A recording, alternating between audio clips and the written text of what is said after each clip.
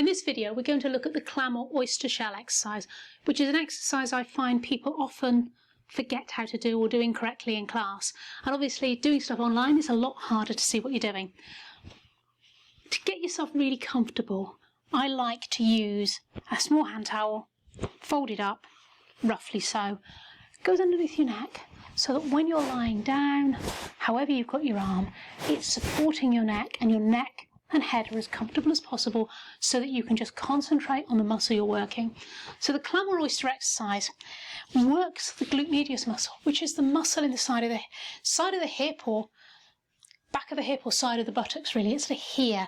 If you think about where the seam of your trouser normally is it just behind in this area here, and it's the muscle that helps with balance.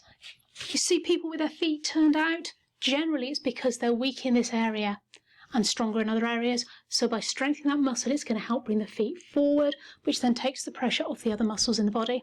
So for this exercise, I like to ask people to line themselves up with their mat. Now in this situation, I've got a wall behind me, so I'm going to use the wall. If you've got a wall or a sofa behind you, use that to line yourself up, just to get the idea of what's going on.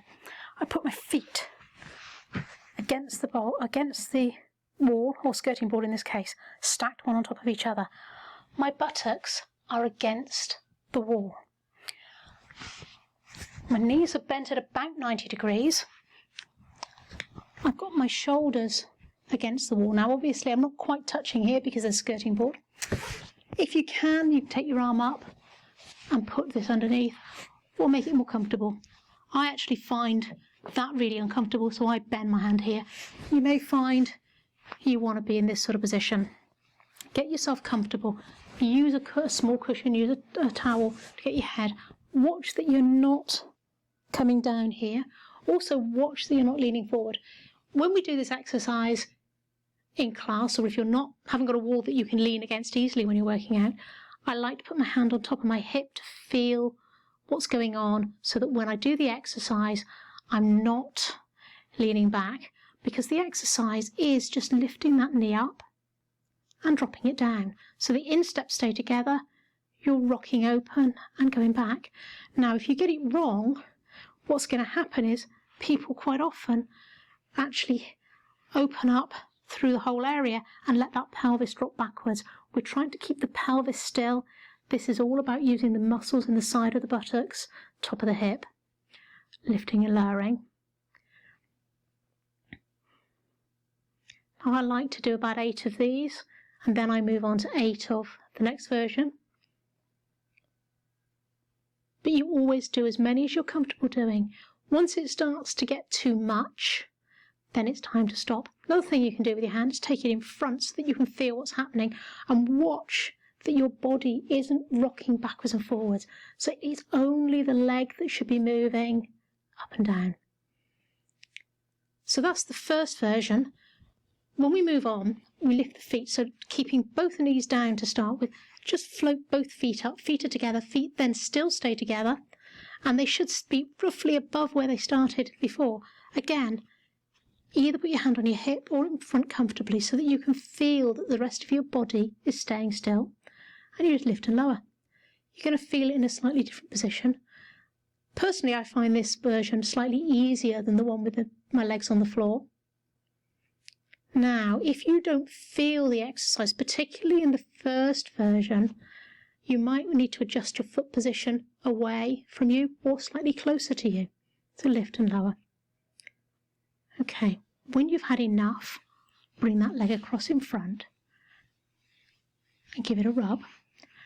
If you're new and you're only managing to do a few, you can always join back in, and don't feel that you've got to go on to the second version. Stay with the easy version until you're happy, and you can do maybe 8 of those. Those of you who maybe find the second version harder can go on to that sooner in a class if you wish, because you'll get a better benefit from the exercise. If you find you can very, very easily do 8 of each, you might want to do 4 of the first and 12 of the second.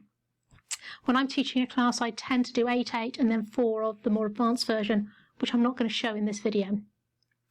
One more thing to talk about is, again, the breathing when we're doing this. You breathe out on effort, so the effort is the lift. Breathing out, breathing in. Engage your core.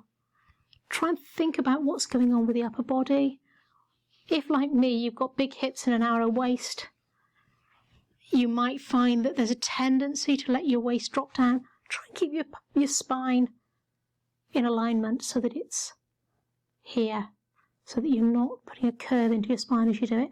And obviously when you're doing these exercises, you're going to try and do the same number on both sides. So always worth thinking about. If you're working out on your own and you're not in a class where everybody's pointing in the same direction, if you know you've got a side that's weaker and you can do less in, or that foot's turning out maybe, you want to try and start on that side and do an even number on both sides. It's very, very easy if you're strong on one side to maybe do